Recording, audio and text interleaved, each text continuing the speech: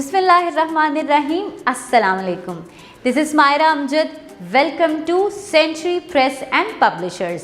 Sorry बच्चों, आज मैं थोड़ा सा लेट हो गई क्योंकि ना मुझे थोड़ा काम पड़ गया था, इसलिए मैं थोड़ा लेट हो गई। सो आई एम रियली सॉरी। चलो मैं आपको बताती हूँ आज हमने क्या पढ़ना है। आपको पता है कर्टेसी वर्ड्स क्या होते हैं? आज हमने कोई लेटर नहीं पढ़ना, बल्कि आज हमने कर्टेसी वर्ड्स सीखने हैं, क्योंकि लेटर्स के साथ साथ आप लोगों के लिए ये भी ज़रूरी है कि आप लोग ये कर्टेसी वर्ड्स सीखें ताकि आप अपनी बातचीत में इनका इस्तेमाल कर सकें। जैसे कि मैंने अभी आपसे सॉरी कहा था। सॉरी क्या है? एक कर्टेसी वर्ड है। और इसी तरह एक और कर्टेसी वर्ड है थैंक यू। अच्छा, मुझे पहले तो ये बताएं कि आप सॉरी कब कहते हैं? जब गलती हो जाती है, जैसे मुझसे गलती हो गई, मैं थोड़ा लेट हो गई, तो मैंने आते ही आपको सॉरी कहा ना। ये अच्छे बच्चों के काम होते हैं। जो अच्छे बच्चे होते हैं वो कर्टेसी वर्ड्स का इस्तेमाल करते हैं जहाँ जहाँ उनको ज़रूरत होती है। जैसे कि अगर आपसे कोई गलती हो जाए तो आप सॉरी कर लें, और जब आपको कोई चीज़ मिलती है तो आपने देने वाले को थैंक यू करना होता है, यानी कि उसका शुक्रिया अदा करना होता है। ठीक है, तो थैंक यू भी एक कर्टेसी वर्ड है। इसके अलावा और कौन कौन से कर्टेसी वर्ड्स हैं? जैसे कि प्लीज़, जब आपने कोई चीज़ किसी से लेनी होती है या किसी से कोई काम करवाना होता है तो आप कहते हैं ना, प्लीज़ मम्मा मुझे मैक्रोनीस बना दें, प्लीज़ टीचर मुझे वॉशरूम जाने दें, कहते हैं ना।